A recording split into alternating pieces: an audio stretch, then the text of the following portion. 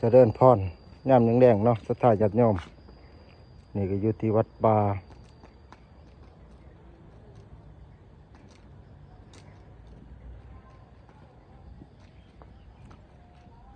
วันนี้เขามาวัดป่าเนาะ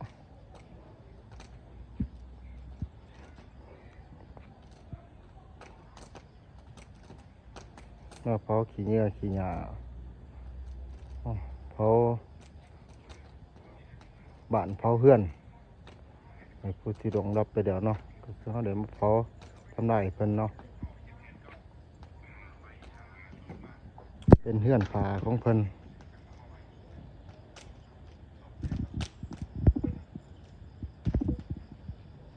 เลยมาเผาทำลายเพิ่นตอนนี้ก็ค่อยคำลงแรงแล้วเนาะก็ถือว่ามืด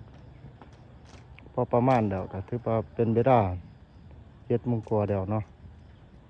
ถือว่า19 นาฬิกาเนาะ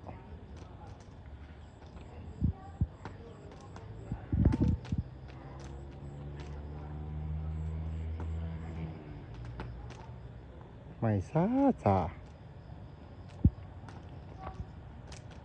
มันเปียกพ้นเนาะ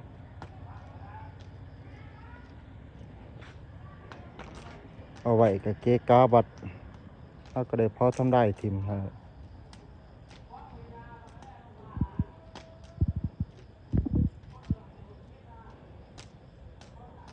ฝนตกเป็นอาทิตย์ประมาณอาทิตย์หนึ่งเลยเนาะฝนตกมันนี่ก็ดียังบ่ทันหยุดทันหย่อนเลยตกบ่หยุดบ่สิจูดมือได้ก็บ่ได้จูดวันนี้เฮาก็ได้มาทำความสะอาดเนาะอยู่ที่วัดป่าเฮาจูดขี้เหงื่อซุ้มขี้เหงื่อเนาะตัวใดบ่เอาบ่ใส่แล้วเฮาก็มาจูดมาทำได้เนาะ